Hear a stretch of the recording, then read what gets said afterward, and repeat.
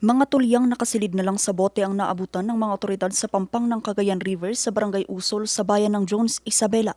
Ito'y matapos mapaulat ang pagkalunod ng dalawang menor de edad sa ilog bandang alas 2:40 ng hapon kahapon April 30. Panahon po kasi ng kung ngayon ma'am, yung mga tulya, kaya yun nga po, nangunguha po sila ng tulya during that time nung magpaalam po doon sa may kay alias Leo, yung dalawa. Sa init po siguro ng panahon ay natukso sila na magtampisaw sa tubig.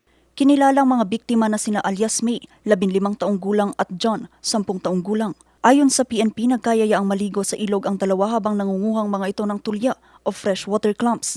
Pero napalayo ang dalawa mula sa pampang hanggang sa mapunta ang mga ito sa malalim na parte ng ilog. Nang makita mo ni alias Leo, yung pong dalawang biktima, ay nagpapasaklolo na nga po. At ang ginawa naman po nitong si alias Leo ay tumawag po ng saklolo at fortunately po nandoon po si certain Mr. J. Mark Karakatak na kasalukuyan pong nangingisda sa lugar. Sa kasamaang palad nga po ay nung nasagip po itong si alias May, palutang-lutang na po.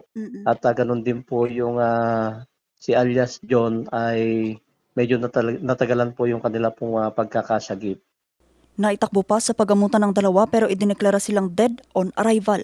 Atin pong bantayan ang ating mga anak, lalo na po ngayon, panahon nga po ng summer vacation, ay posible po na magliwaliw sila sa ilog para makwan po yung init ng panahon. Ito ang unang kaso ng pagkalunod na naitala sa nasabing parte ng ilog sa bayan ngayong taon. Samantala, para maihanda ang publiko sa pagtugon sa pagkalunod at iba pang sakuna sa katubigan, sumailalim sa 4 na araw na water search and rescue operation ng mga barangay official, traffic enforcer at ilan pang individual sa bayan ng Bangged, Abra. Pinangunahan ito ng Bangged MDRRMO at BFP Bangged. Dito ay tinuro sa mga kalahok ang tamang paglangoy, boat handling at pagsagip sa isang biktima.